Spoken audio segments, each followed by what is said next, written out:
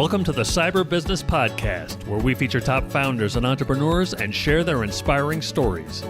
Now, let's get started with the show.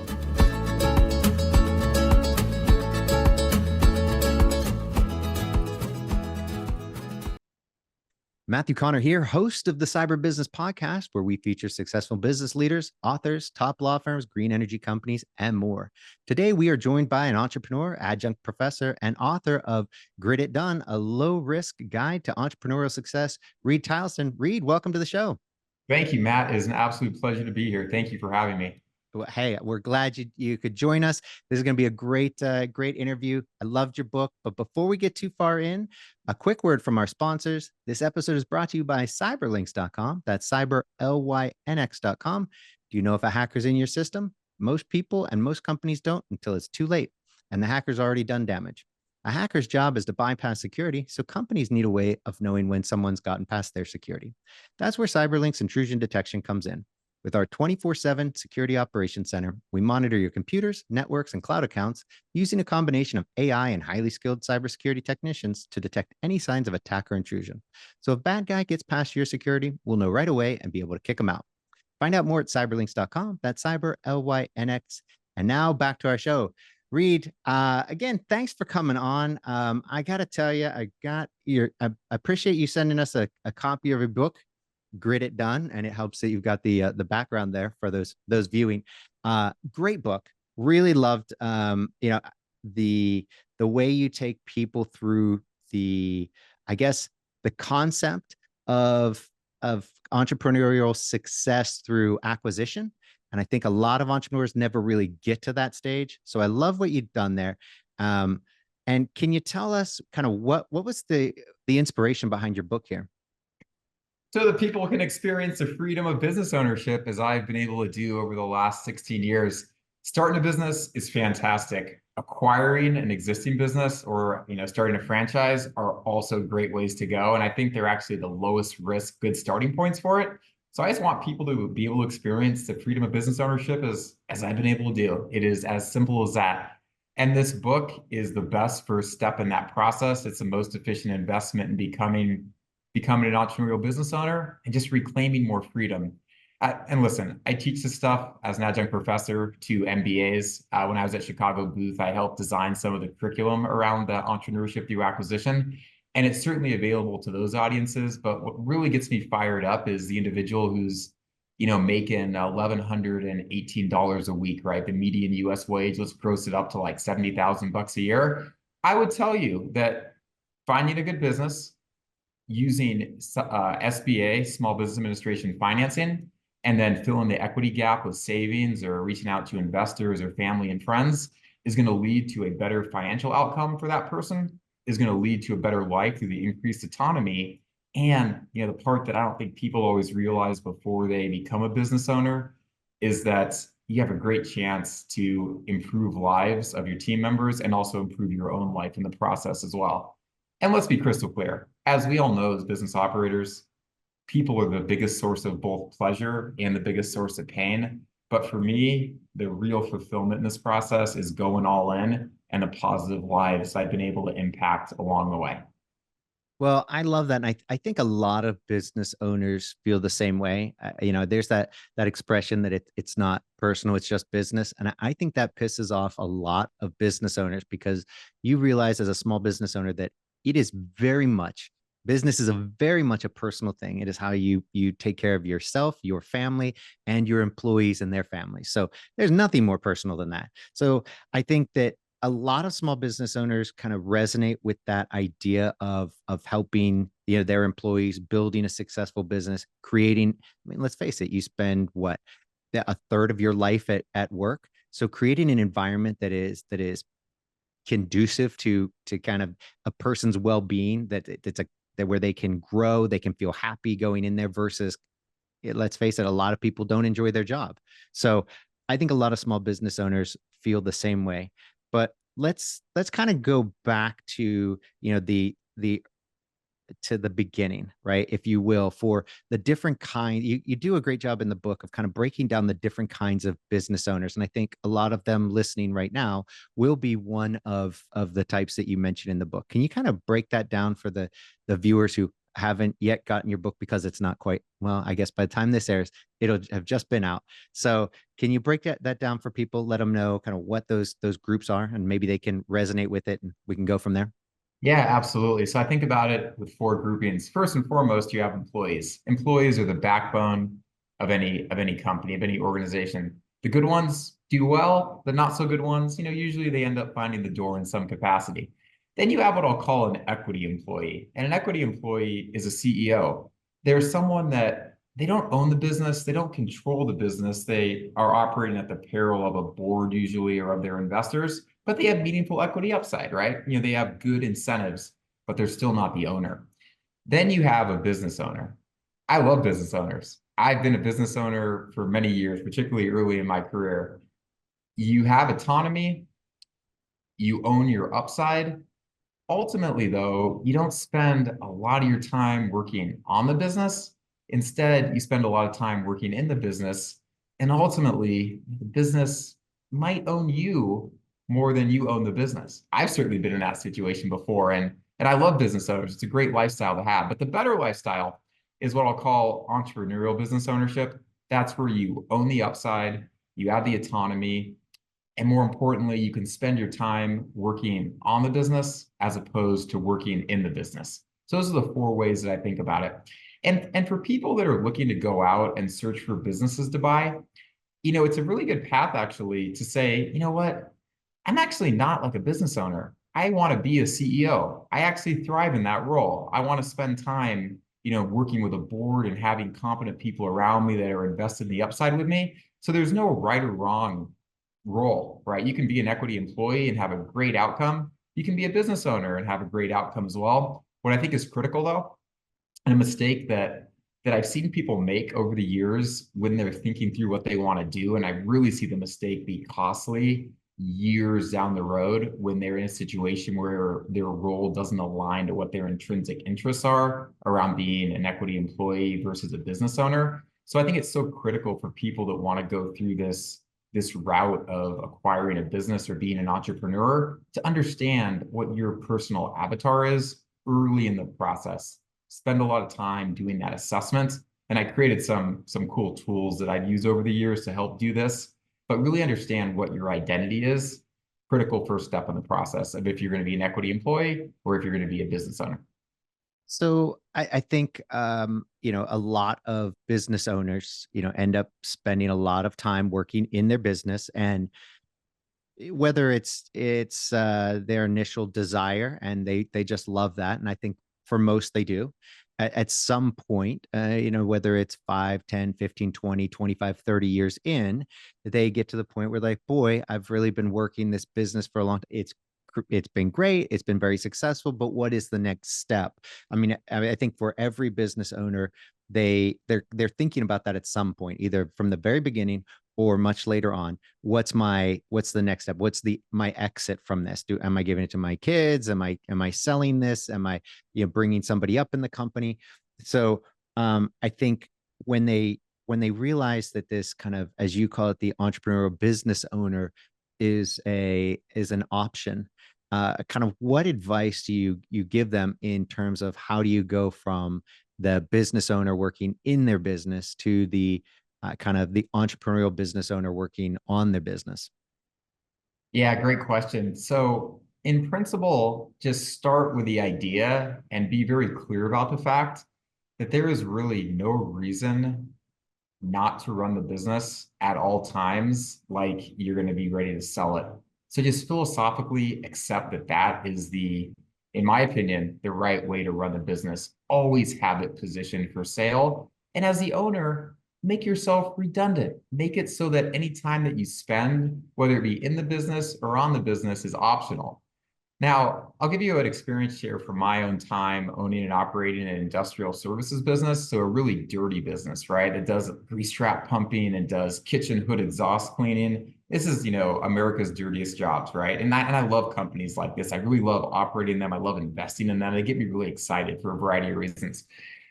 But I actually enjoyed getting out in the field and working with the technicians, not because I had to. When the business was fully staffed with, drivers and technicians, I didn't need to. But quite frankly, I'm a much better leader and a much better operator when I do that stuff.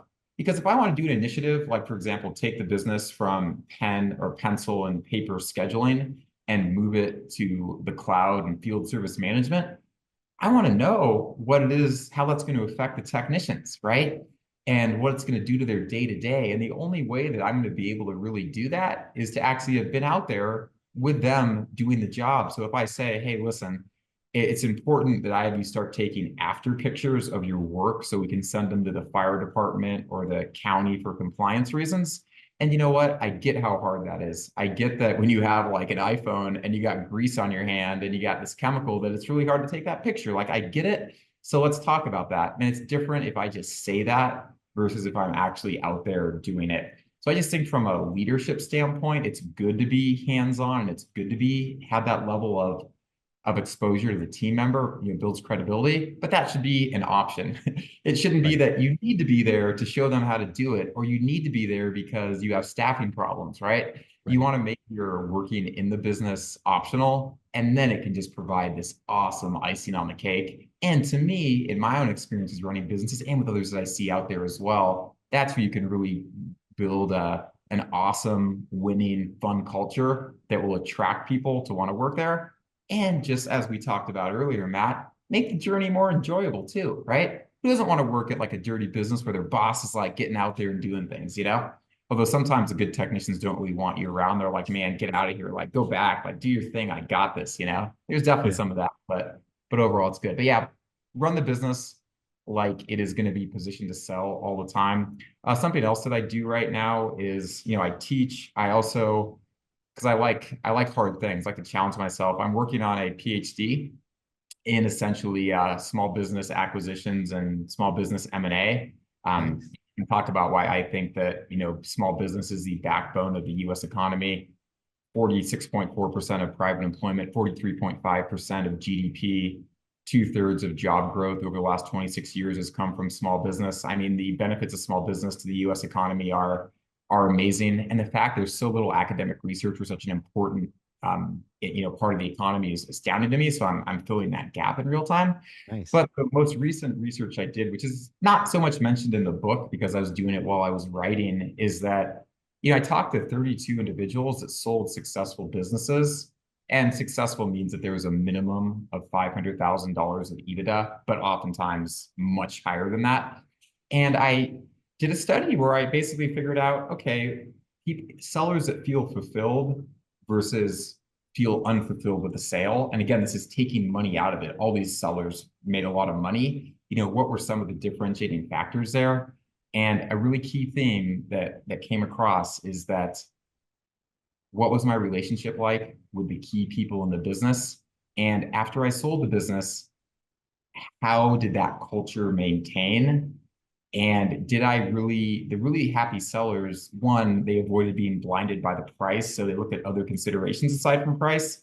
And secondly, they were very thoughtful about what their own role would be or how the buyer was actually going to maintain that culture. So again, begin with the end in mind, right? Actually talking to successful sellers that sold, those investments in culture, those investments in people, and those being able to be maintained. That's where so much of the happiness outside of money comes from.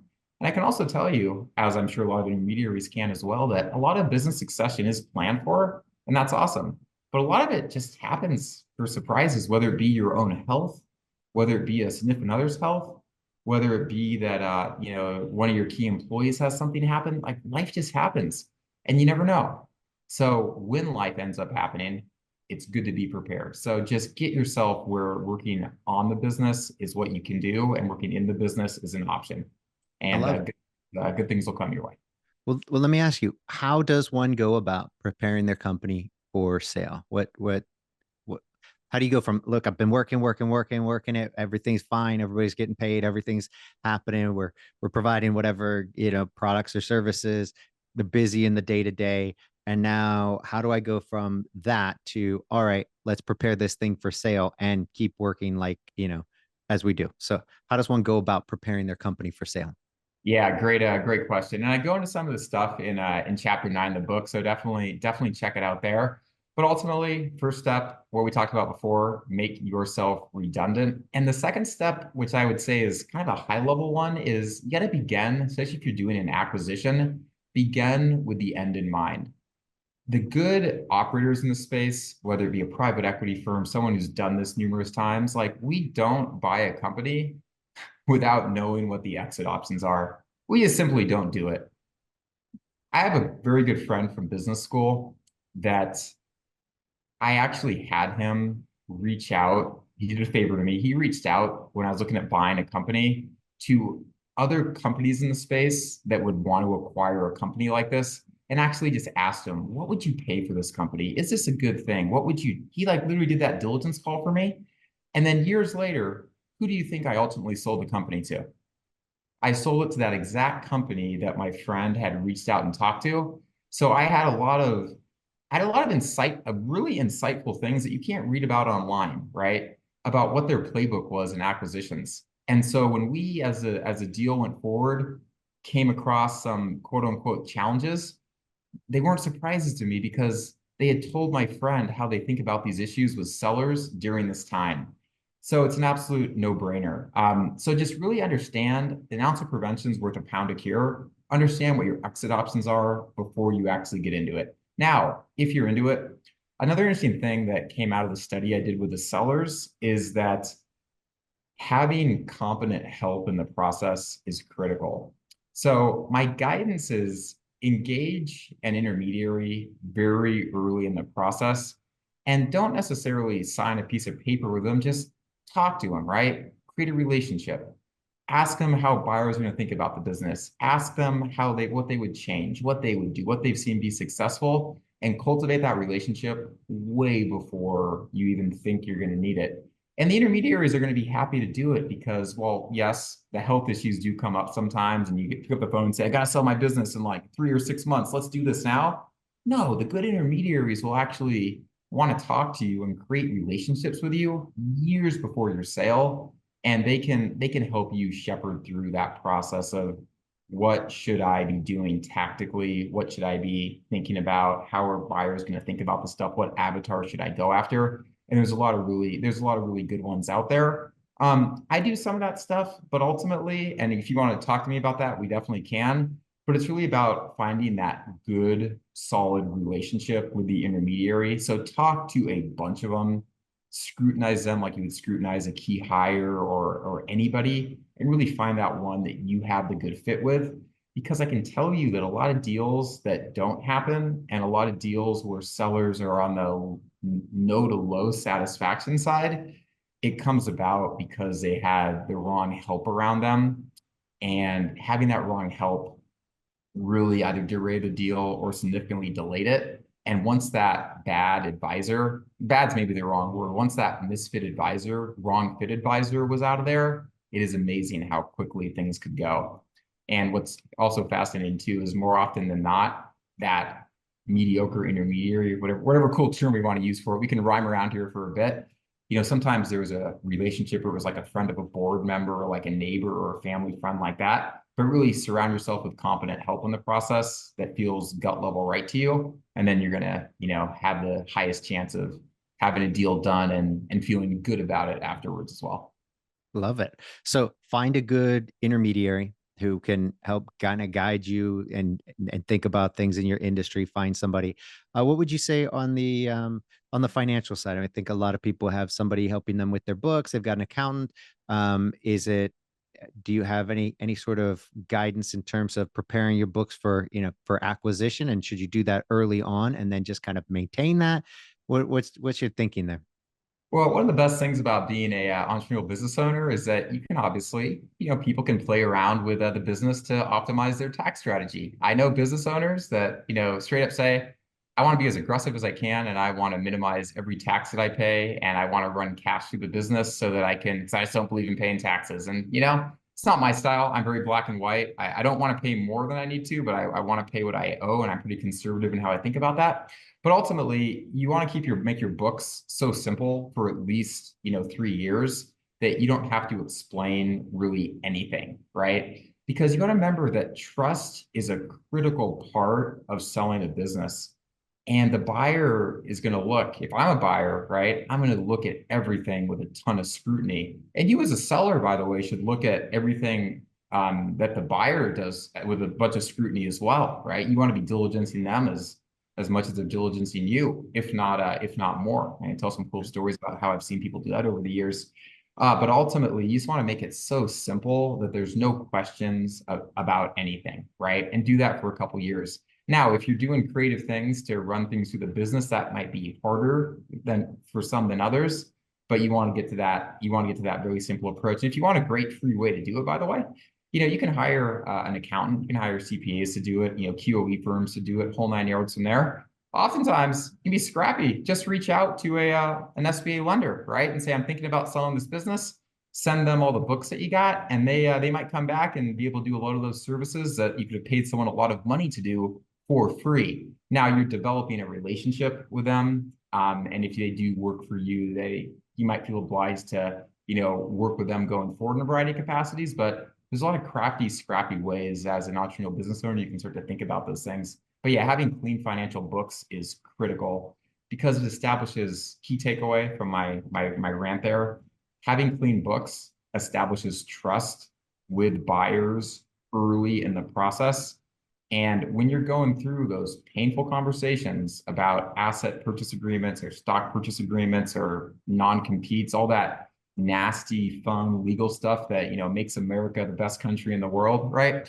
All those things, that level of trust and that relationship that the buyer and the seller and maybe the intermediary have is going to be critical in weathering that storm that's going to come later on. And in doing that, one, you'll have a higher chance of closing the deal. Secondly, from the seller perspective, because I haven't studied buyers yet, you're going to have a lot higher satisfaction in the deal than you otherwise would have. So guidance is, either you do it yourself, engage a firm to do it, but yeah, get your books super clean so that you could call up you could explain it to your 4-year-old daughter or your 4-year-old niece, and they would have no questions about why you added this back or why you're doing it this way or that way. So, love it. Great advice.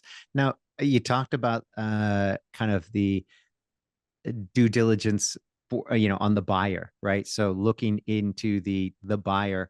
Can you dive into that a little bit for us? What should you be looking for in a buyer? What kind of due diligence should you do there?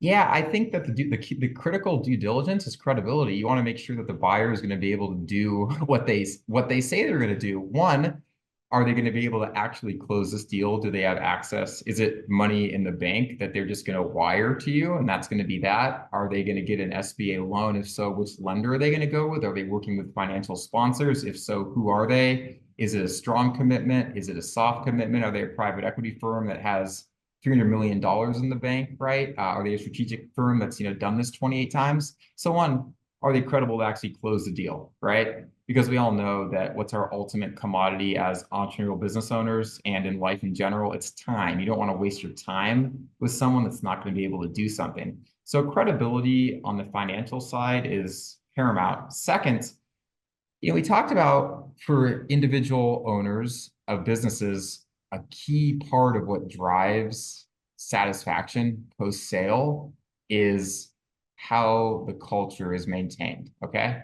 So someone might have all the money in the world, they might be very credible to close a deal, and they might say, oh yeah, I'm gonna invest in the people, I'm gonna maintain the culture, I'm gonna do this, I'm gonna do that. But you wanna be able to credibly judge if they're gonna be able to do that. Now, I'm not going to say that, every seller cares about culture. Don't get me wrong. Some don't. Some are like, hey, Milton Friedman, baby, I'm maximizing fiduciary duty. And I went to University of Chicago for business school, so I'm fiscally pretty conservative. So I'm empathetic and I get that approach, and there's nothing wrong with it. I want to maximize my returns. I want to maximize money to my family. That's what I'm in it for. And, culture is cool, but it's not my priority. So there's definitely sellers of that avatar. But I will tell you the highest fulfilled ones typically invested in their culture and they cared about maintaining it post-close. So you want to be able to understand, is the seller actually going to follow through and do that? They're going to say they're going to, but are they going to do it? And one fun experience here, which I'll give, is one seller got to the finish line with a buyer, and the intermediary was pushing the deal to try to get it done, was really pressuring the seller to do it. And the seller ultimately said, I'm not going to do it because I don't actually think that this buyer is actually going to follow through on the commitments that they make to continue to invest in the people. And this business, by the way, it's not grease trap pumping or, catch basin cleaning or kitchen exhaust cleaning like that. But let's just say this is a business that has field technicians doing dangerous work, right? So it's a pretty technician-centered business.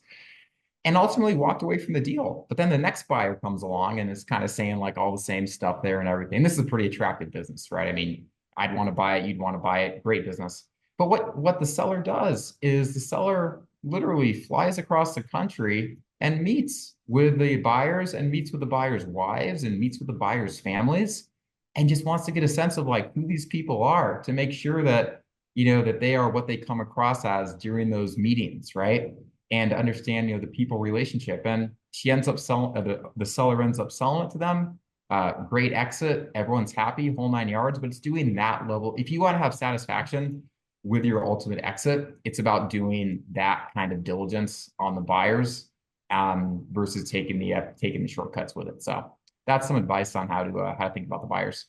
I love it. Now, for those which is, I would say most of the people, listening and watching right now, who haven't read your book yet, which I highly recommend, can you kind of take us through your journey, your entrepreneurial journey, and so that they get a feel for, besides the academic portion, why should they be listening to you?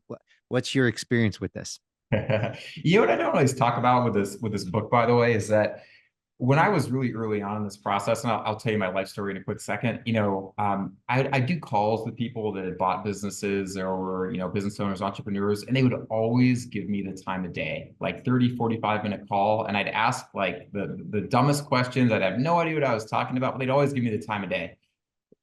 I will always do the same for people because it did it for me. It was so helpful, and I will always give that back. But what I find is that people that want to acquire a business or become an entrepreneurial business owner, they just don't always know what the right questions to ask are. And sometimes they're so early in the process that when I do those calls, and I'm pretty in demand to the calls, maybe I'll talk to you in like a month, right? But I do those calls and they are not typically a good use of either that person's time or my time. So I wrote the book and I was like, this is awesome. I'm going to write a book. I'm going to, start to sell it for 99 cents, and I'll make it easy. So it's like 3 hours to read. And it's everything that I have learned in my 16 years of doing this successfully that I think is relevant, I put in there. So now what I'm going to start to tell people, which I can't tell them quite yet, but I'm so close, Matt, is, hey, I'm like super excited to talk to you. Here's the deal. Spend 99 cents if you buy it by the end of May, and the 3 hours, read the book, then let's book a call. This is like the best, most time efficient, cost efficient first step for you. Then let's talk about what you want to do next, right? And I can mentor you to go and tell you to get an MBA. You can take one of the courses that I teach, as a professor, I teach MBAs. You can take one of the other courses I teach. You can take one of the other 20 options out there. There's a lot of great people in this space that will teach this stuff, but this is the best first step to do it. And in order to get the most out of our time together, read the book. You're going to know everything that I possibly know. So that's like one of the other reasons that I wrote it, is to make it as for all parties popular. Yeah, my story is from the Bay Area originally, UC Berkeley, worked an unpaid internship at a trend-setting venture capital firm in San Francisco. When I was 23, I managed to have $100,000 saved up, which was pretty awesome. That's nice. And I didn't quite know what I wanted to do next. We were talking about China. I was thinking about, do I want to go back to China? Do I want to get a job at, Goldman Sachs and go to bulge bracket banking? Do I want to stay at this VC firm? Like, what do I want to do exactly? And I went out to happy hour at San Francisco's second oldest pub called the Old Ship Saloon. There's actually a mast of a ship that sunk during the gold rush in 1851 with two private equity pros. They were looking at acquiring franchisors. They found one called Anytime Fitness. Didn't actually do the deal, but in doing that diligence, they were like, wow, these franchise locations can make a lot of money. So long story short, I we each put some equity into it. I quit my job and I was going to go out and we were going to open up, dozens of fitness clubs in the California Central Valley in December 2007, right when the Great Recession began. So the first club, pretty mediocre experience. That's when I had my identity as a business owner versus an equity employee. Because my two partners, one of which was my older brother, bless their heart, they had their job still. And there's only so much they could do remotely to help grow the business. I dressed up in a purple superhero suit in 100-degree weather and pounded, doors to sell memberships, got the club make a couple $1,000 a month. And that's when I realized, on the grander scheme of things, I'm a business owner and not an equity employee. Anyways, after that, took that experience and on my own was able to go out and become a multi-unit top performing anytime fitness franchisee in the Central Valley, which was an absolutely amazing experience. Then after that, bought and sold some clubs over those years. Wanted to, I got a little bit lonely actually running these businesses. The franchisor was there, but I didn't join like a YPO or an EO or a Vistage. And I really, with 2020 hindsight, I wish I'd done that at that time. Other club owners and other business owners I knew, they were like a good network for me. But having that structure of a peer group, I think is critical, both for operators and critical for people looking to buy a business as well. I outline some potential groups to join in the book. But truly, again, like anything else in life, like with that intermediary, you want to find the one that just fits with you the best and that you can do the most, growth in. So went to business school at Chicago Booth. Was lucky enough to be able to get there when they were launching initiatives around entrepreneurship through acquisition. So I ran the student group, helped plan the first conference, got to be the teaching assistant for a course that Chicago Booth taught on this, actually the first course they taught on it.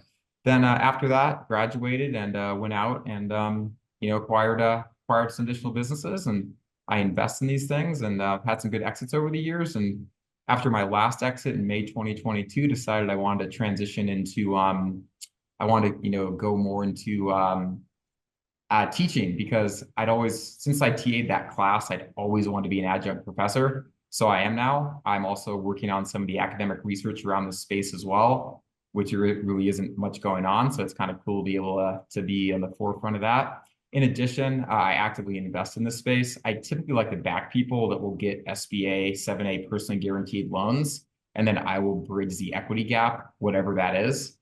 So I like to back business owners. In addition, I serve on boards for companies that I invest in. And and wrote this book as well, so that before people book calls with me, they could obviously, go do that. And I also like consult with people in the space and everything there. But I just want to take all the knowledge that I've got over the years doing this and just share it with people, so that, again, that individual who's maybe making $70,000 a year, or that individual is looking for like the next best thing to do, thinks about this as a viable career track versus going out and being a traditional entrepreneur where you start a company from scratch, or just being stuck in that business owner, mindset where the business owns me, I don't own the business. How can I break out of that? So I share my own experiences, and I share the experiences of others others in there as well. Love it. Well, so let's kind of explore the path of that person who just heard this. They go out, they read the book, they're like, hey, I've got an idea, and they want to partner with you on their venture. They get the SBA loan. They've contacted you. They've set up. You're talking about the business. You like it. They like it. So, in that particular case, what is your kind of sweet spot? Would you say, now that you're kind of in that investment area, what's your sweet spot? What are you looking for in terms of that acquisition company? Who do you want to partner with? What size businesses? What's your sweet spot? Yeah, thank you for asking that. So first and foremost, all the tools that I personally use to analyze businesses are in the book, right? And there's a variety you can use out there, but the ones that I like, I wrote about. And if you go to the website, which you can get from the bookers, go to grititdone.com, you can get free access to all of those tools. So definitely use those. And I talk about a lot of stuff in the book, but it's not rocket science. I want a fragmented customer base. I want recurring or reoccurring revenue. I want a stable management team. I want a good industry that aligns to the operator. I want all those things. Every private equity firm wants all those things. Every business buyer wants all those things. That's kind of the base case. What I really want, though, is someone that I can be in a good relationship with, right? I want someone that I like talking to. I want someone that likes talking to me, because this could be the first endeavor and it could lead to a lot of really cool, interesting things thereafter. So I want someone that I can add value to, and someone that's open to letting me add value to them, building a relationship, and going from there. Which is why a lot of deals that happen in this space, they happen with people that, maybe took like an MBA course with me, or they did a weekend workshop. And there's a lot of these good workshops out there. The key is find the right fit for you. You take one of these courses, you read someone's book, and then that's where the relationships can really get cemented and everything. So yeah, the guidance is read the book, book a call, and then we can talk about, about what exact form, an investment or partnership can take. I love it. Just Honestly, be careful about what opportunities you bring me, because right now I'm trying to live vicariously through others, but at my core, I'm like a business owner operator. So you bring me something, I might get so excited about it, be like, no, I want to do that. Come on, give it to me. We sign NDAs, right? But no, I try to live vicariously through the people that I back and I teach right now, but it's hard. It's hard not to. no, and I think that's what you want. You want somebody who gets excited about it, because even when you're not going and physically getting to be there and operate, you get to think about it like you are there, and you come up with ideas and add value to that, to your partner who's maybe, the boots on the ground in the day-to-day, going out there working with the staff. For them to have a partner who is just as excited about that business, that idea, and growing it, I think that's what one would really consider smart money. Somebody who's really got money that they're putting towards it and helping add additional value that you're not going to get from just, here's money, go do something with it. Okay, there's lots of Yeah. money out there. And remember, those that have the gold make the rules, right? So my guidance is be very thoughtful about what your sources of capital are, whether it be a bank that has covenants, and restrictions that CCRs and everything, or whether it be investors that are actually in control of the company. Be very thoughtful about where you get your money from, which is why, and again, it comes with a personal guarantee. So you have to be willing to digest that. I think SBA 7(a) financing is the best thing since sliced bread. But it's not necessarily because of the fact that the interest rates are great. It's not the fact that the amortization schedules are so long, and the fact that it's taxpayer, and it's like that because it's taxpayer subsidized, but it's because of the freedom that you get. And I'll hit upon that theme a lot. With SBA loans, as long as you pay them, they don't bother you at all. So you can focus your time on working on the business, as opposed to trying to explain to a lender, right, why you're doing certain things, and spending time to send them a lot of financial information. So the amount of time opportunity cost that exists with going with SBA loans is, I think, a very big operational advantage to have. Well, let's dive into that just, kind of briefly there. I think a lot of business owners they're up and running, they're good, they're making money, they've been making money since day one. They may be looking to exit, they may be looking to kind of, get into other, start acquiring other businesses. They may have never have looked at an SBA loan. What is what are the requirements? What kind of, collateral are we talking? How's this work for that person going in to get an SBA loan? How's it work for them? Yeah, so that could be a whole topic for a different kind of a podcast. Really high level on it, though, is first and foremost, just go hug your neighbor and your fellow taxpayer, because these are taxpayer subsidized loans, right? And I'm a pretty small government person, but I'm a huge fan of what the SBA does, just because how important small business is to the US. But really high level is that the SBA is designed to empower individual business owners. So for acquisitions, you can go out and get an SBA 7(a) loan that has a 10-year amortization at somewhere between prime and 1.75 and 2.25. And you can use it to acquire an existing business. You can use it to acquire real estate. And historically, the level has been capped at $5 million per individual. Really recent rule change came out. A lot of rule changes with the SBA the last 6 to 12 months, by the way. One interesting rule that just came out is that now individuals can actually own with up to $10 million of SBA guaranteed financing across 2 different industries. So if you owned a restaurant, you're still capped at $5 million in the restaurant space. But if then you want to go out and buy a cybersecurity firm, you could lever up for an additional 5 million for that, which is very cool. In addition, there's another great program called the 504 program, which is 25-year amortization that you can use to buy your business's existing real estate. 25 years, even with today's interest rates, it's at like 5.5%. 5.5%. If someone finds a better lending option than just straight up friends and family, then that, like, let me know. Unless you're going to inherit some money and go buy a building, like, let me know. Some of these SBA programs, particularly the 504 one, are fantastic. So a really simple way to wealth generation is find a good business to buy, right? And I'm going to tell you that there's nothing wrong with buying a business making $500,000 a year with 80% SBA 7A financing. Buy that business, get, lease options every 3 years, and then a couple years down the road, use 504 to buy the real estate with it. And now you're going to have a profitable business that you can sell for reasonable money, and you're going to own some real estate as well. I think this is one of the lowest risk, simplest, most effective ways to have true middle class to, maybe not 1%, but, top percent wealth generation in the US. And there's so much that can be done to minimize the risk of it if you follow the steps outlined in the book, that you're going to make good money, you're going to meet some fun people along the way. And I also think you'll become more civic minded. So to me, it is an absolute no-brainer.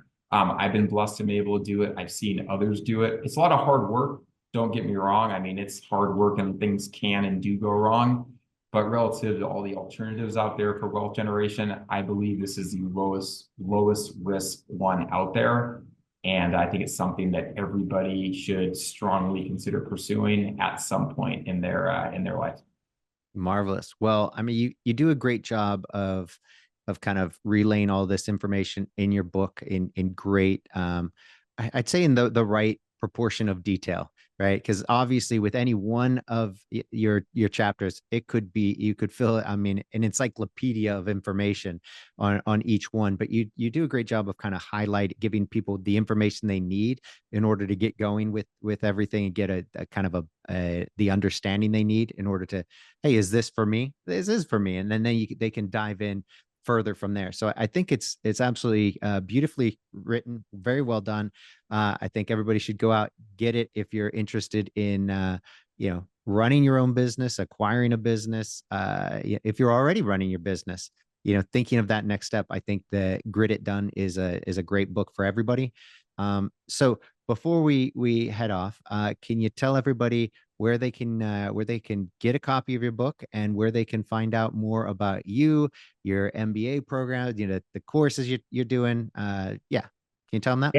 Yeah, absolutely. Thanks for asking. Yeah, go to grititdone.com. That's where you can order the book and you can put your email and get access to all the tools that are in the book as well. I'm active on LinkedIn, get more active on Twitter, so you can find me there as well. So those are the three things: grititdone.com, LinkedIn, and Twitter. And that's Reid Tileston in a nutshell. Fantastic. Well, Reid, really appreciate it. This was a blast. I hope people go out there and get your book and get a lot of benefit from it, because there's a lot of benefit to be had. So, and thanks again for coming on. Thank you so much, Matt. Thank you.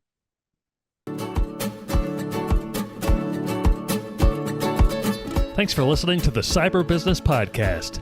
We'll see you again next time, and be sure to click subscribe to get future episodes.